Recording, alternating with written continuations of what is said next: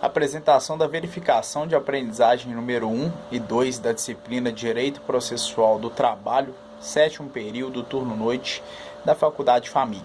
Meu nome é Saulo Eustáquio Lopes Cassimiro. O nosso trabalho ele foi realizado por mim e pelo aluno Warney Anselmo Neto. Esse trabalho consiste numa explicação sobre um tema que foi anexado a uma aula, que trata-se da repercussão geral de um recurso extraordinário em São Paulo. Nesse caso aí, o tribunal, ele por maioria reconheceu a existência de repercussão geral da questão constitucional suscitada, vencido o ministro Edson Fachin. O recurso extraordinário ele foi interposto pelo Hospital das Clínicas da Faculdade de Medicina da Universidade de São Paulo, da USP, de acordo com a linha A do permissível constitucional, contra o acordo proferido pela 4ª Turma Recursal Civil e Criminal do Tribunal de Justiça de São Paulo.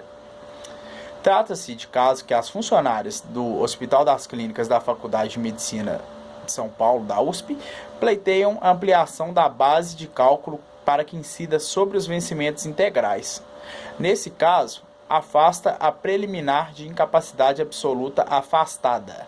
Houve incidência sobre o salário padrão acrescido das vantagens incorporadas. Sendo assim, a sentença foi mantida por seus próprios fundamentos, de acordo com o artigo 46 da Lei 9.099 de 95. Nos autos, existe uma questão controvertida.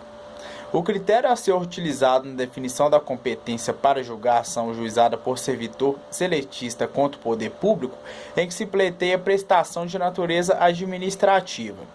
A matéria abordada tem densidade constitucional suficiente para o reconhecimento da existência de repercussão geral, competindo aí no caso a esta Suprema Corte conferir a exata interpretação do artigo 114.1 da Constituição Federal, notadamente quanto à definição da competência da Justiça Comum ou da Justiça do Trabalho para julgar a ação em que o servidor ele litiga contra o poder público.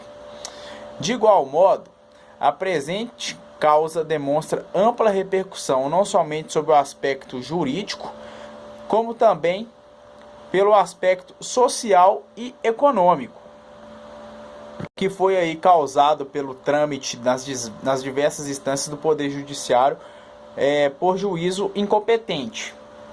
Ainda não se pode olvidar o impacto social e a contrariedade à eficiência, tanto para os jurisdicionados como para os próprios membros da magistratura, decorrentes da demora na solução do mérito da causa e a incerteza quanto à possível anulação de todos os atos decisórios praticados. Ao analisar os autos, aí foi possível aí a gente observar que se trata de ação ajuizada no âmbito dos juizados especiais da Fazenda Pública Estadual por servidoras do Hospital das Clínicas da USP, regidas pelo regime seletista, pela CLT, em que se pleiteia o recálculo de quinquênios sobre os vencimentos integrais, como fundamento em normas de direito administrativo.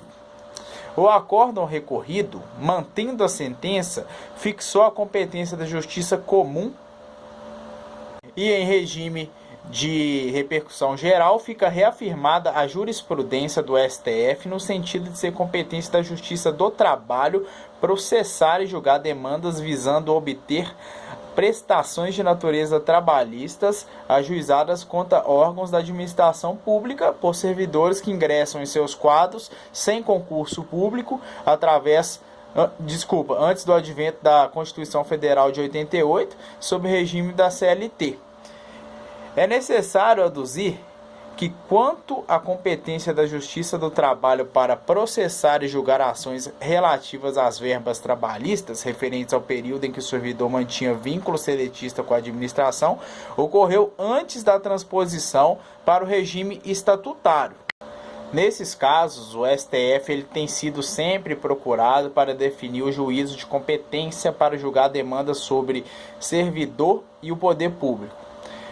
Então, em todos esses pedidos foram colocados em debate tanto a natureza do vínculo do servidor com a administração, quanto ao pedido formulado e o período em que a pretensão se referia.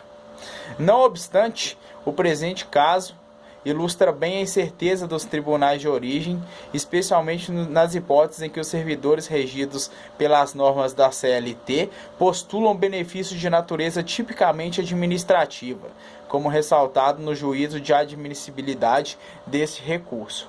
Fica, portanto, então aí configurada a relevância da matéria sob as perspectivas econômicas, social e jurídica, conforme o artigo 1035, parágrafo 1º do Código de Processo Civil, bem como a transcendência da questão cuja repercussão geral ora se submete ao escrutínio desta Suprema Corte.